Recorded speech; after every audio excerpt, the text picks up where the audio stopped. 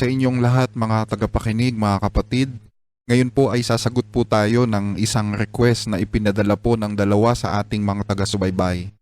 Actually, nagkataon po kasi na itong kanilang piniling paksa na tatalakayin ay halos magkapareho lang po ano. At ito po ay may kinalaman sa aral na sinasampalatayanan ng ilan sa ating mga kababayan na nagpapakilalang sila daw yung tunay na tupa ng ating Panginoong Hesus sa malayong silangan. They claim that they are the true church founded by Jesus Christ here in the Far East. So, sa pag-aaral nating ito ay hindi po natin intensyon na saktan ang kalooban ng sinuman.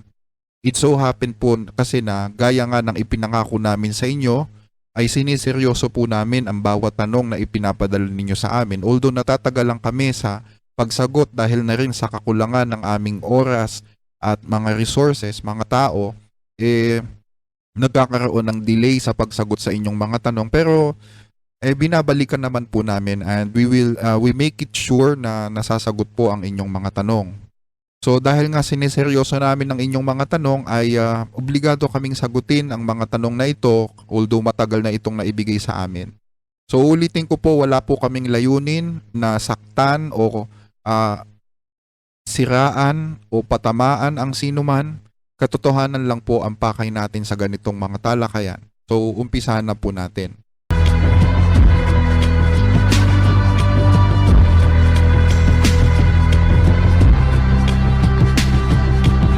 At gaya po ng sinabi ko po kanina, halos magkapareho lang kasi yung mga tanong nila nung dalawang nagtanong ano. So ang sabi po nila dito, yung unang question, ako po ay masugid na taga-subaybay at nasisiyan ako sa mga topics.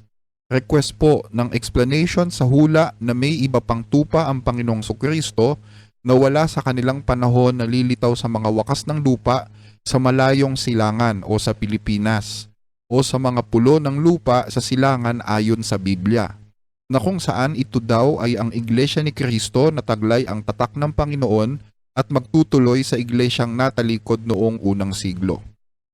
So, yung pangalawang question naman ng ating taga-subaybay, bakit po sila, ang proclaim nila, sila daw yung Iglesia ni Kristo na itinayo ni Kristo noong unang siglo at nahahati daw sa tatlong pulutong, yung Hudyo at Hentil. At sa binanggit pa ni Kristo daw na sila daw yung ibang tupa na hindi sa kulungang ito na binabanggit ni Kristo. So para po magkaroon tayo ng mas malinaw na talakayan hinggil sa mga question na ito, ay minabuti po ng inyong lingkod na gamitin yung kanilang mga statement sa kanilang opisyal na publikasyon as reference o guide para hindi tayo magkamali sa ating mga sinasabi. Ano po? So dito po sa kanilang website na God's Message, sa artikulong pinamagatang ang mga nagpapatotoo tungkol sa Iglesia ni Kristo, meron po tayong ganitong mababasa, no? Ang sabi po dito, ayon sa Apokalipsis 19:10, ang patotoo ni Jesus ay siyang espiritu ng hula. Suriin natin kung ang Iglesia ni Kristo na nagsimula sa Pilipinas ay pasado sa pamantayang ito. Kung ang Iglesia ni Kristo ang siya lamang iglesyang kay Jesucristo, may patotoo ba siya tungkol dito? May hula o prophecy ba siya tungkol sa paglitaw ng Iglesia ni Kristo sa Pilipinas noong 1914?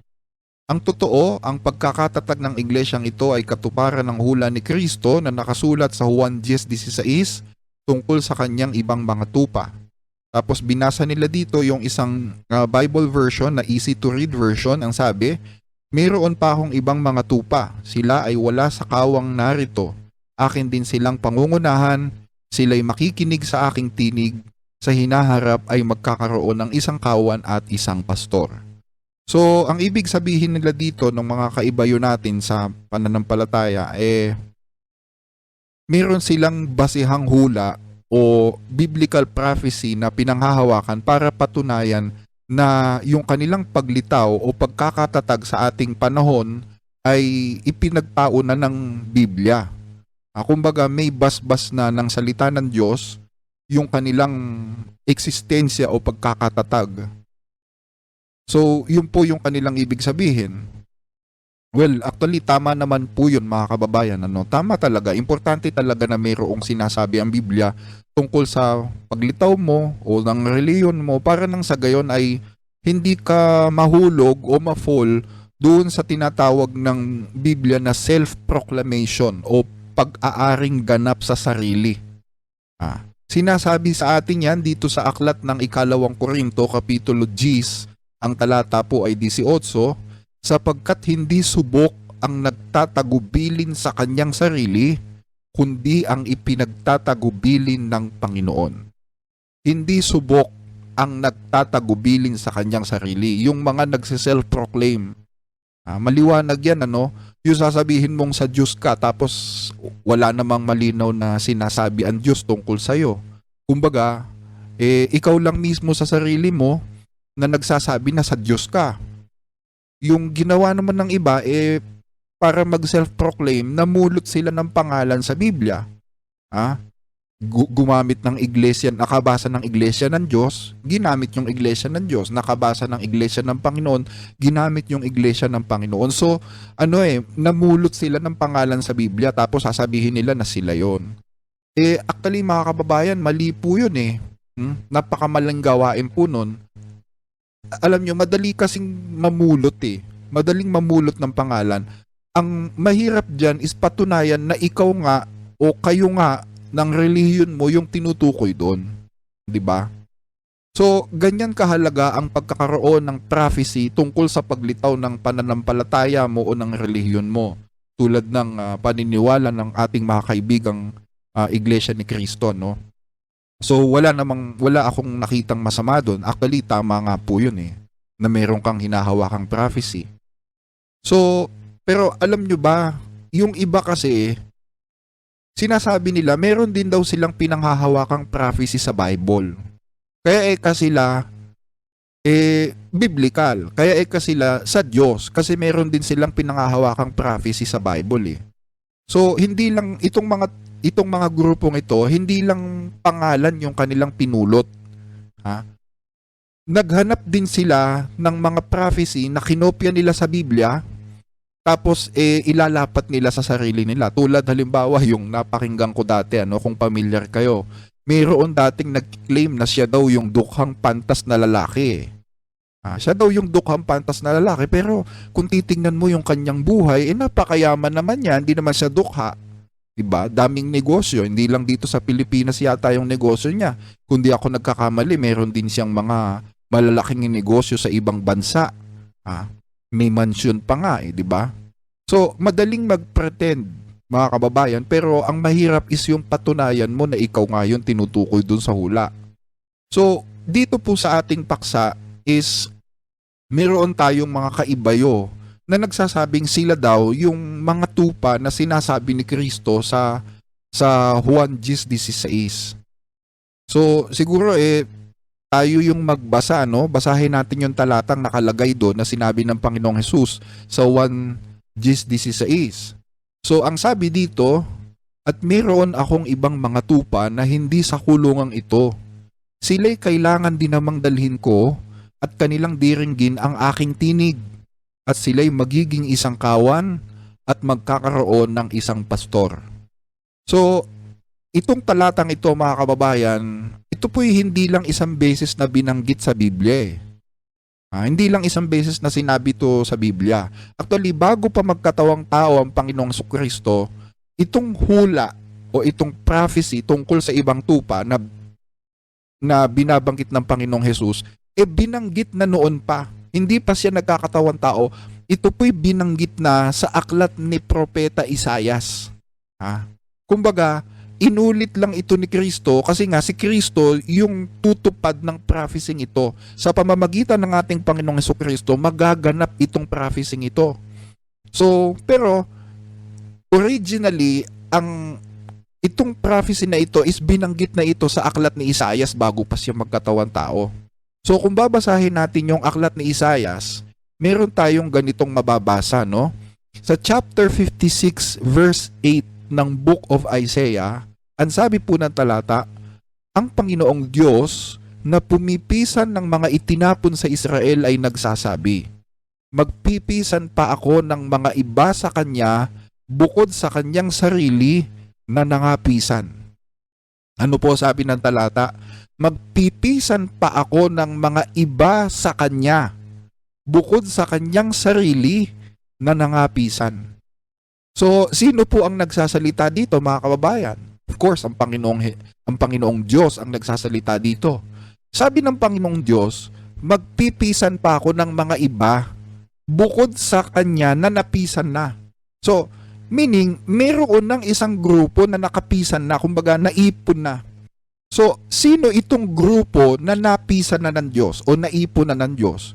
Kung babasahin natin ng buo ulit yung talata, ang sabi, ang Panginoon Diyos na pumipisan ng mga itinapon sa Israel. So, diyan sinasabi na mayroon ng napisan ng Panginoon at yun nga, yung mga itinapon sa Israel, yung mga outcast sa Israel. Sila po yung napisan ng Panginoong Diyos. Pero bukod sa kanila, sabi diyan, magpipisan pa siya ng iba. So bago nating tingnan yung iba na pipisanin ng Diyos, bukod dun sa napisan na, kilalanin natin sino ba itong mga napisan na o mga naipon na. Bakit sila naging outcast? Kasi kaya sila pinisan, naging outcast sila eh. Bakit sila naging outcast? Bakit sila naging mga ligaw na tupa? Pakinggan ninyo, dito sa 34:2 ng Ezekiel, ang sabi dito, anak ng tao, manghula ka laban sa mga pastor ng Israel. Manghula ka at iyong sabihin sa kanila sa mga pastor, ganito ang sabi ng Panginoong Diyos. Sa aba ng mga pastor ng Israel na pinapakain ang kanilang sarili, hindi ba dapat pakainin ng mga pastor ang mga tupa? Kayo'y nagsisikain ng gatas at kayo'y nananamit sa inyo ng lana. Inyong pinapatay ang mga pinataba, ngunit hindi ninyo pinapakain ang mga tupa. Hindi ninyo pinalakas ang payat o inyo mang pinagaling ang mga may sakit o inyo mang tinalian ang mga may bali o inyo mang ibinalik ang iniligaw o inyo mang hinanap ang nawala, kundi inyong pinagpuno ang may karahasan at kahigpitan. At sila'y nangalat dahil sa walang pastor at sila'y naging pagkain sa lahat ng hayop sa parang at sila'y nangalat. Ang aking mga tupa ay nagsisilaboy sa lahat ng bundok at sa lahat ng mataas na burol. Oo, ang kanilang mga tupa ay nangalat sa buong ibabaw ng lupa at walang magsiyasat o humanap man sa kanila. So, ayun mga kapatid, yung mga tupa ng Diyos sa Israel, nangalat, sabi sa Biblia. Bakit? Kasi yung mga pastor sa Israel, mga pabaya walang pakialam sa mga tupa. Imbis na pakainin nila yung mga tupa, sila yung nagiging bundat, Sila yung mga nagsiyaman, sila yung mga nagsikinis, sila yung mga nanagana at the expense ng mga tupa na dapat sanang inaalagaan nila. Kaya ang sabi ng Panginoon, kung itutuloy natin yung basa sa 34:11 ng Ezekiel, sapagkat ganito ang sabi ng Panginoong Diyos, narito ako, sa makatwid bagay ako, sisiyasat ng aking mga tupa at aking hahanapin sila. So, yung mga tupa na nangalat o naligaw dahil iniligaw ng mga matatakaw na pastor, sabi sa Biblia, hahanapin sila ng Panginoong Diyos. Hahanapin sila, iipunin sila ng Panginoon. Kaya ang sabi sa Isaias, tama lang yung sinabi sa Isaias ang Panginoong Diyos na pumipisan ng mga itinapon sa Israel ay nagsasabi, magpipisan pa ako ng mga iba sa kanya bukod sa kanyang sarili na nangapisan na. So, inipon talaga sila ng Diyos. Pero ang unang inipon niya, of course, yung mga nangalat sa Israel, yung mga tupang naligaw sa Israel. So, yung mga tupa na nangalat sa Israel, after silang ipunin ng Diyos, ang sabi ng Diyos, magpipisan pa ako ng iba sa kanya. Bukod sa kanya na napisan na. At kung yung mga napisan na, yung mga naunang naipon na ay mga Israelita, ang tanong natin ganito, sino naman itong mga iba pa o mga additional na tupa na pipisanin ng Diyos? Sino sila? Kung babasahin natin sa Biblia, mga kababayan, ang tinutukoy dyan ng mga ibang tupa, mga hentil. Yan po yung mga hentil, mga hindi kabilang sa bansa ng Israel. Pakinggan ninyo dito sa talatang o sa chapter 14 verse 1 ng Isaias, ang sabi po, sapagkat ang Panginoon ay maaawa sa Jacob at kanyang pipiliin pa ang Israel at ilalagay sila sa kanilang sariling lupain. At ang taga-ibang lupa ay lalakip sa kanila at sila'y masasanib sa sangbahayan ni Jacob. Therefore, yung hula tungkol dun sa ibang mga tupa o mga additional na tupa na pipisanginin pa ng Panginoon bukod sa mga Israelita na nakatipon na, ang tinutukoy po dun ay mga hentil, mga hindi kabilang sa Israel, mga dayuhan na magiging pag-aari din ng Diyos. At kailan sila matitipon? Kailan sila titipunin? Matitipon po sila sa panahon ng bagong tipan. Kasi itong hulang ito po'y tumutukoy sa pagtitipon ng Diyos ng kanyang mga tupa sa panahon ng bagong tipan. Hindi po ito sa lumang tipan kasi nakakonsentrate ang istorya ng lumang tipan sa mga Israelita eh. So, sa bagong tipan po ito, yung pagtitipon ng mga hentil na tupa ng Diyos sa panahon ng bagong tipan. Ang tanong, sino ang magtitipon ng mga tupa ng Diyos na hentil sa panahon ng bagong tipan? Sinong gagawa nun? Ang gagawa po nun, of course, ang Panginoong Hesukristo. Ang Panginoong Jesus. Pakinggan ninyo sa Isaiah 42 mula 1 hanggang 4. Ang sabi po ng Biblia ganito, narito ang aking lingkod na aking inaalalayan. Ang aking hinirang na kinalulugdan ng aking kaluluwa. Iko ang aking espiritu sa kanya. Siya'y maglalapat ng katarungan sa mga bansa. Siya'y hindi sisigaw o maglalakas man ng tinig o ang kanyang tinig man sa lansangan ay ipaparinig. Ang gapok na tambo ay hindi niya babaliin, ni ang mitsa na bahagyang nagniningas ay hindi niya papatayin. Siya'y tapat na maglalapat ng katarungan.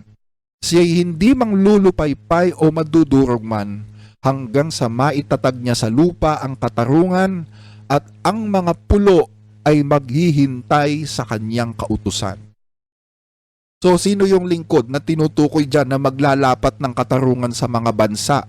Pag sinabi kasing mga bansa, mga hentil lang mga tinutukoy dyan eh. Sino yan? Yang tinutukoy dyan sa hulang yan. Ay wag naman nating sabihin na si Joseph Smith yan.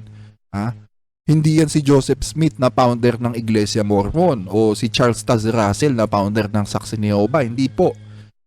Ang tinutukoy dyan si Kristo. Si Kristo. Therefore, yung pastor na magtitipon dun sa ibang mga tupa o mga hentil na nasa labas ng Israel, mga dayuhan, ang magtitipon nun si Kristo. Hindi sa kung sino man. Si Kristo po ang gagawa nun. Siya po yung nasa hula eh. Wala namang pwedeng mag-claim nitong, wala namang ibang taong pwedeng mag-claim nitong Isaiah 42 verse 1 to 4. Napakapangahas naman siguro ng taong mag-claim nito kung sasabihin niyang siya to, ano? Ang Panginoong Hesus ang tinutukoy dito.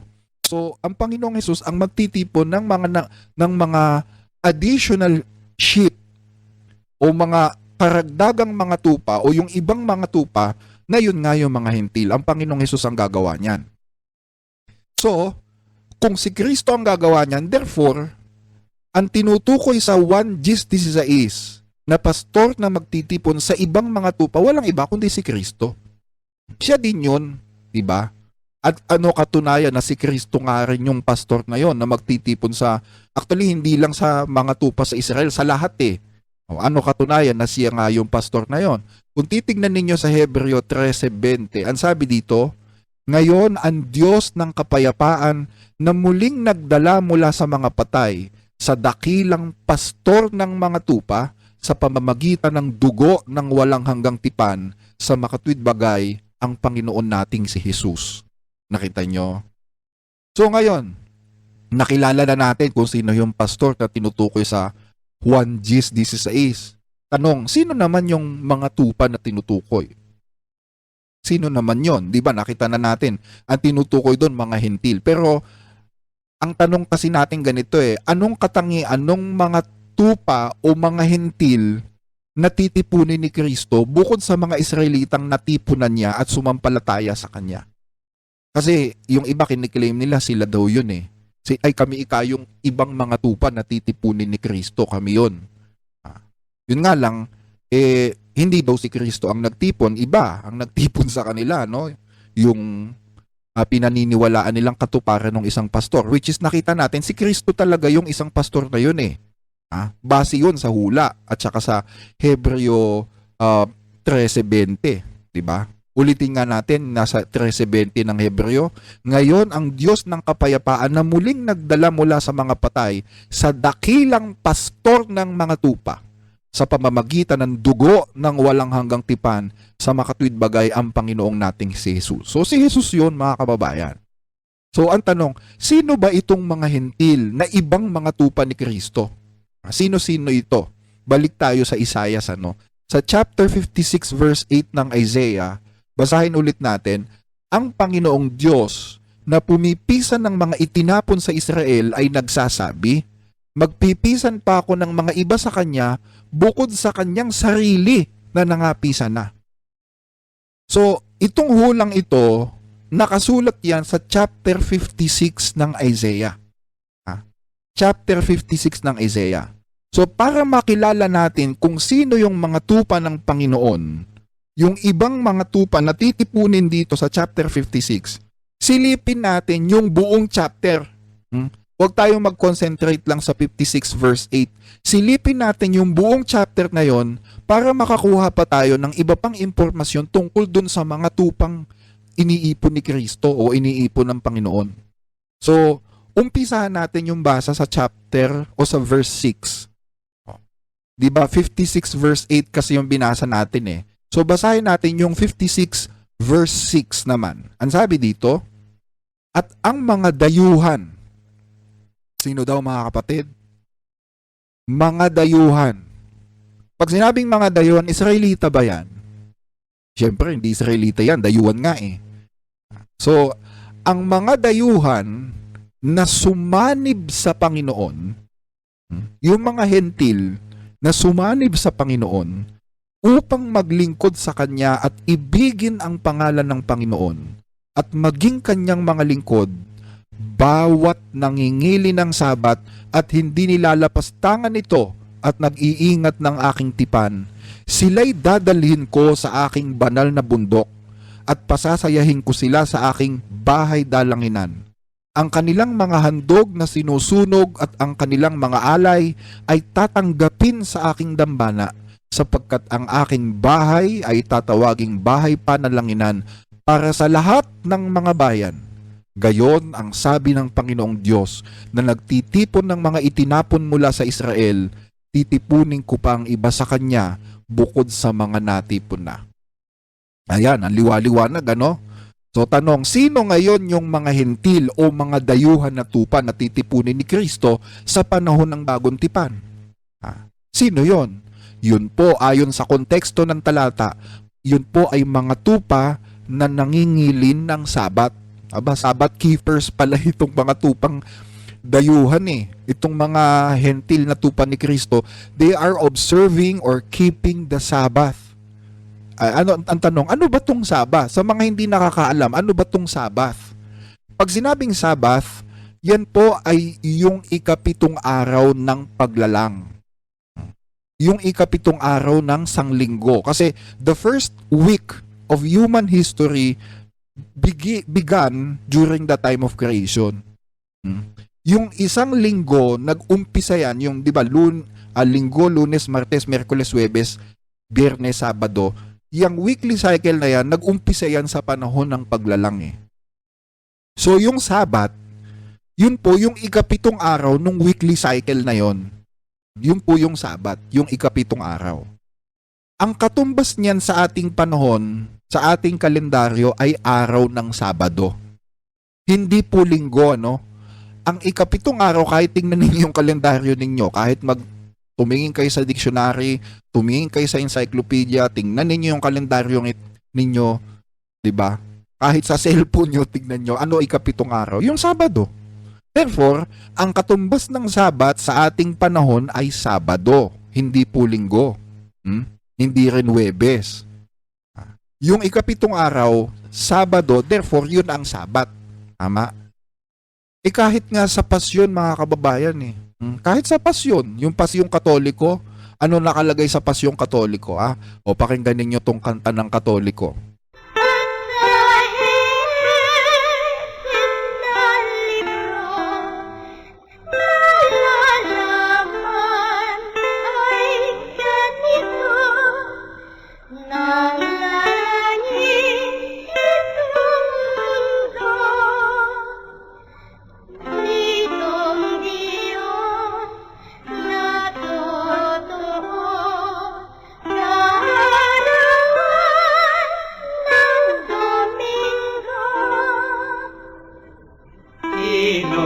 Tinutuot siniyasa ng Santa Iglesiang Dilan ang sa Henesis na sulat. Aniya ay pawang lapat at Diyos ang napahayag.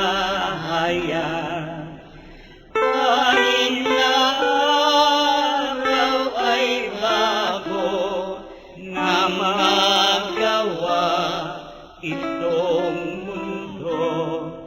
Sampo ng gawin ang tao, magtansa ikapito, itong Diyos na totoo. Ito'y pasunod sa atin ng Diyos na maawain at kaya'y pinagbilin na kalimahin at sundin ang Sabado'y ipamili. Nakita nyo? So, meron talagang utos, kahit ang mga Katoliko umaamin sa kanilang pasyon, meron talagang utos sa Biblia na mangilin ka pag-araw ng Sabado. Kasi nga, yung katumbas ng Sabat sa kalendaryo is Sabado. Diba? Ngayon, itong mga ibang tupa na titipunin ni Kristo, nangingili ng Sabat yan. Kaya tiyak na tiyak tayo na hindi yan ibang relihiyon Hindi yan hindi nga sila Katoliko Bakit? Kasi kung titingnan ninyo ang 10 utos ng simbahang Katoliko, ang nakalagay doon, ang ipapangilin mo linggo 'Di ba? O 'di ba pag pupunta ka ng simbahan, merong 10 utos na gawa sa bato doon sa gate Ano nakalagay doon? Mangiling ka pag linggo. Hindi nga linggo Sabado nga Sabat So diyan pa lang mga kababayan, makikita nyo agad kung sino yung sa Diyos at yung nagpapanggap lang na sa Diyos. Diba? Yan ang kahalagahan ng propesiya.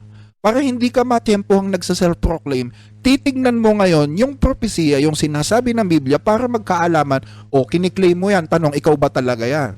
Diba? Ganun po yan mga kababayan.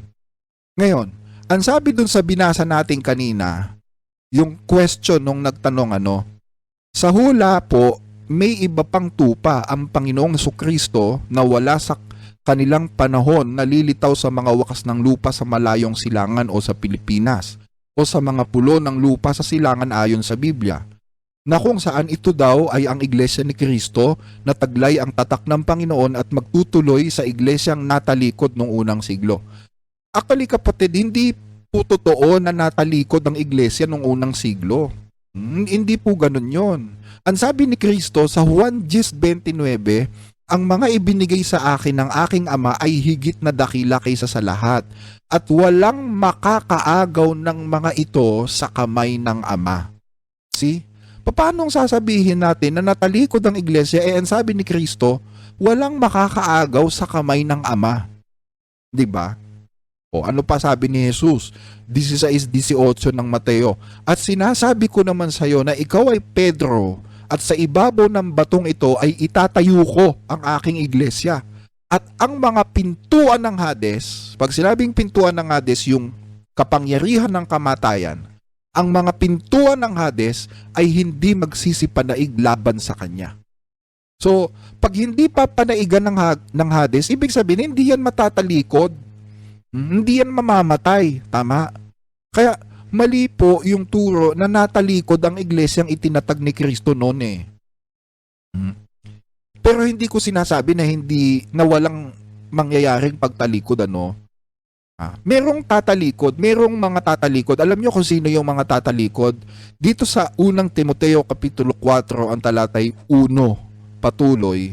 Ngayon ay maliwanag na sinasabi ng Espiritu na sa mga huling panahon, ang iba ay tatalikod sa pananampalataya sa pamamagitan ng pakikinig sa mga magdarayang espiritu at sa mga aral ng mga demonyo, sa pamamagitan ng pagkukunwari ng mga nagsasalita ng mga kasinungalingan, na ang mga budi ay tinataka ng nagbabagang bakal, kanilang ipagbabawal ang pag-aasawa at ipag-uutos na lumayo sa mga pagkaing nilalang ng Diyos upang tanggapin na may pagpapasalamat ng mga nananampalataya at nakakaalam ng katotohanan. So, sino yung tatalikod?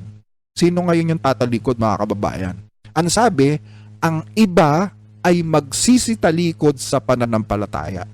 Tanong, yung bang buong iglesia tatalikod? Hindi. Yung iba lang, mga kababayan, yung iba. At sino yung iba na yon? Yung iba na makikinig sa mga aral ng mga demonyo. Anong halimbawa ng aral ng mga demonyo? Gaya ng bawal kumain ng karne, bawal mag-asawa. Alam nyo, may mga nagtuturo ng ganyan, mga kababayan eh. May mga relihiyon na nagtuturo ng bawal mag-asawa. May kilala kong preacher, tinuturo niya na o pinagbabawalan niya yung kanyang mga miyembro na mag-asawa eh. Meron din, kapag lingkod ka ng simbahan, bawal kang mag-asawa. So ito, hindi turo ng Biblia to, turo ng Diablo to. Tapos, pag mahal na araw, bawal kang kumain ng karne. Wala naman sa Biblia yun. Bawal kumain ng karne pag mahal na araw. Una, wala namang mahal na araw sa Biblia. Wala nun. At wala ring turo na bawal kang kumain ng karne pag mahal na araw. Nakita nyo? So yung mga nagsisisunod dun sa araw na yon o sa mga aral na yon, yun po yung tinutukoy na iba na tumalikod sa pananampalataya. Hindi po yun yung buong iglesia. Nakita nyo? Pero syempre, alam nyo, ang Kristyanismo kasi, hindi lang naman yan kumalat sa Roma eh. Ang Christianity, hindi lang yan kumalat sa Imperyong Romano. Kumalat yan sa iba't ibang panig ng mundo. Kumalat yan sa Assyria, sa Mesopotamia, sa Armenia, sa Georgia, sa Persia. Nakarating nga yan sa India. Nakarating din yan sa Africa, sa Ethiopia. So wag nating iisipin na ang Kristyanismo sa Roma lang kumalat. Hindi. Marami pong kinaratingan ang aral ng mga apostol. Maraming kinaratingan ang ebanghelyo. At hindi lahat ng mga lugar na kinaratingan ng ebanghelyo is nagpasakop sa Roma. O sa Katolisismo para sabihin natin na natalikod ang iglesia. Yung Katolisismo, pwede siya yung natalikod. Pero ang tanong, lahat ba nung mga bayan na kinaratingan ng ebanghelyo ito nagpailalim sa Roma? Hindi naman, di ba? So, hindi totoo na ang buong iglesia ay natalikod. Nakita nyo, mga kababayan? Pangalawa, nung kumalat ang Kristyanismo sa Roma, mayroong mga kongregasyon doon sa Europe na hindi nagpasakop sa kapangyarihan ng Papa eh. Gaya halimbawa ng mga Waldensians. Yung mga Waldensians na natili silang tapat sa Ebanghelyo. Hindi sila nagpasakop sa kapangyarihan ng Papa sa Roma. So base dito sa mga facts na ito, we cannot say na natalikod ang buong iglesia. Ganyan yan, mga kababayan. Ngayon, ang sabi, lilitaw daw sa mga wakas ng lupa. Yung ating mga kaibigan nagsasabi na merong hula na lilitaw daw ang iglesia sa mga wakas ng lupa. At ang tinutukoy daw na wakas ng lupa is panahon. Yung time o yung period. Pag sinabing wakas ng lupa, panahon yan na matatapos na ang mundo. So, Siguro mabuti basahin natin yung talatang pinagkunan nitong paniniwalang ito, ano? Actually, galing yan dito sa chapter 43 verse 5 ng Isaiah. Mabuti nga basahin natin. Ang sabi dito, "Huwag kang matakot sapagkat ako'y sumasayo.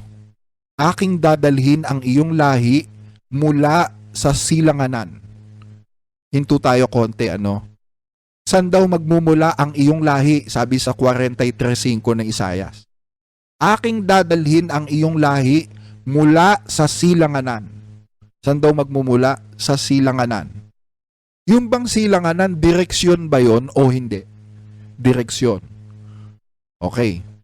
So tapos, sabi pa, at pipisanin kita mula sa kanluran. Tanong, yung bang kanluran, direksyon ba yon o hindi? Direksyon yon, that's west. Tapos, aking sasabihin sa hilagaan, bayaan mo. Ano ba yung hilagaan? That's north. So, direksyon pa rin yun. Tama. At sa timugan, huwag mong pigilin. Ano yung timugan? Direksyon pa rin ba yun? Direksyon pa rin yun. That's south. Dalhin mo rito ang aking mga anak na lalaki na mula sa malayo. Ano yung malayo? Direksyon pa rin ba yun o hindi? Direksyon pa rin yun, mga kababayan. That's far or distant land sa Ingles.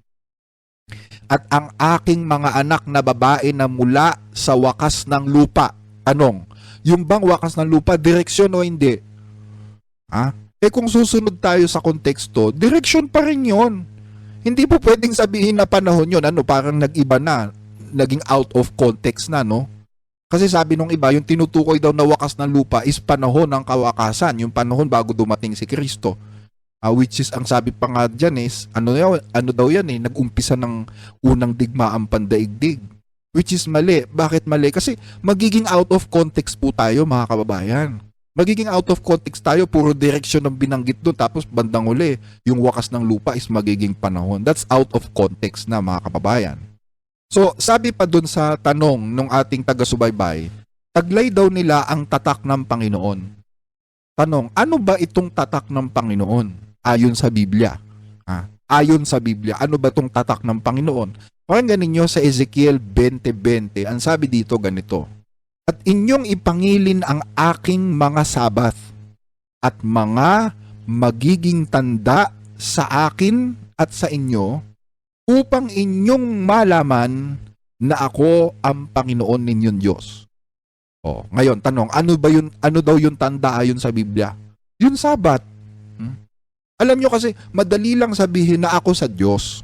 Madali lang yon. I will claim for myself that I am God's. Madali lang sabihin na ako'y sa Diyos. Madali lang mag-claim na sa Diyos ako, na ako ay hindi gumagawa ng masama. Dahil hindi ako gumagawa ng masama, mabait na tao ako, so sa Diyos ako.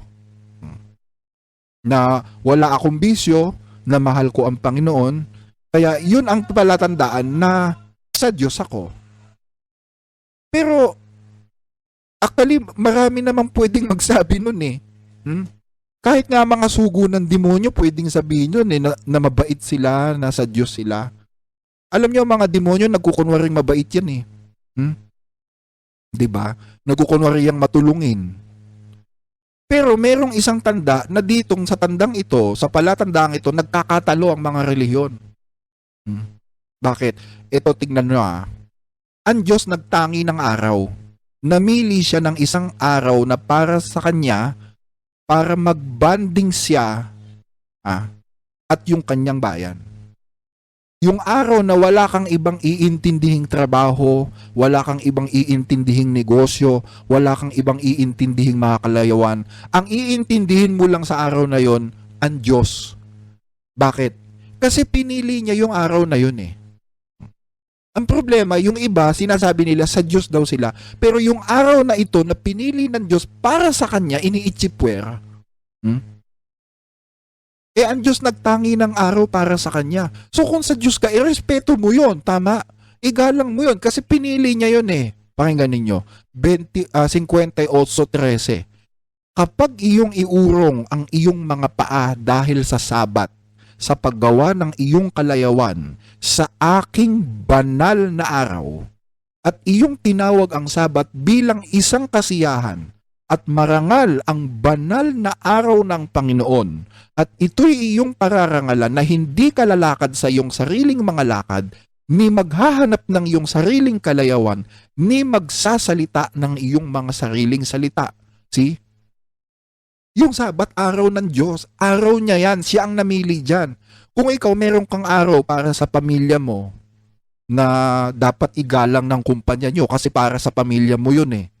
Igalang mo rin kung ano yung araw na pinili naman ng Panginoon para sa kanya. Tama? At yung araw na yun na pinili niya, ang ginawa niya ngayong tatak para pagkaalaman kung sino ang sa Diyos at hindi. Nakita nyo? Ngayon, may magsasabi, hindi kapatid, mali ka dyan. Kasi ang Sabat sa Israel lang yan. Ibinigay lang sa Israel. Ang tinutukoy dyan sa 20-20 ng Ezekiel ay Israelita lang.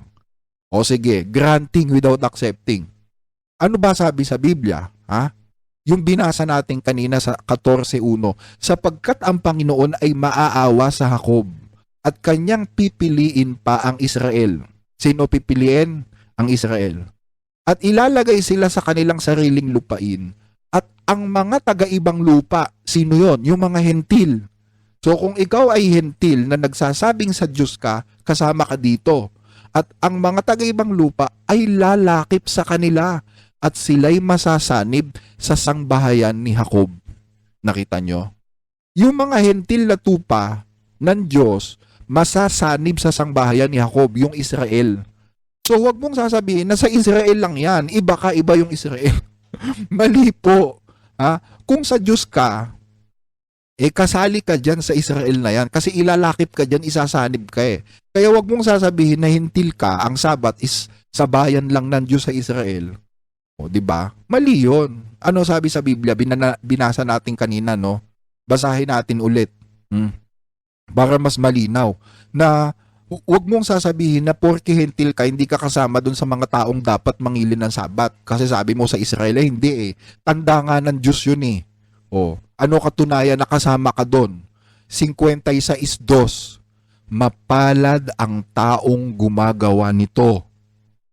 At ang anak ng tao na nanghahawak dito, na nangingilin ng Sabat at hindi ito nilalapastangan at umiiwas sa paggawa ng anumang kasamaan. So dalawa, bukod sa hindi ka na gumagawa ng masama, hindi ka na mabisyo, hindi ka na nang aargabyado ng tao, ano pa? Hindi mo rin nilalapastangan yung Sabat. Ang dayuhan na sumanib sa Panginoon ay huwag magsasabi, tiyak na ihihiwalay ako ng Panginoon sa kanyang bayan. At huwag ding magsasabi ang yunuko, narito ako'y punong kahoy na tuyo. Nakita nyo? Hindi porke hintil ka, huwag mong sasabihin na, yung Sabat sa Israel lang yan, hiwalay ako dyan. Hintil tayo, kaya hindi tayo kasali dyan, sa Israel lang yan. Nakita nyo mga kababayan? Kaya nasulat yan kasi alam ng Diyos na mayroong mga hentil na magsasabi dyan. Sasabihin sila'y sa Diyos. Pero nilalapastangan naman yung araw na itinangi ng Diyos para sa Kanya. Kung nire-respeto mo ang Diyos, irespeto mo rin yung araw na pinili niya. At yung araw na pinili niya, ang ginawa niyang tatak. Nakita nyo? So, I think mga kababayan, nasagot ko na yung mga tanong ng ating mga taga-subaybay. Again, tayo po ay nag-aaralan lang tayo ng katotohanan. Wala po akong intensyon na patamaan o tuligsain ang sinuman. Alam ko po na mababait po kayo. Marami akong mga kaibigan na galing din naman sa ibang pananampalataya. Kaya sana wag sasama ang inyong loob. At isa pa, ito po ay request na paksa ng ating mga tagapakinig. Kaya obligado po tayong sagutin. So hanggang dito na lang po muna mga kababayan ang ating pagtalakay. Maraming salamat at pagpalain po kayong lahat ng ating Panginoong Diyos. Magandang araw po.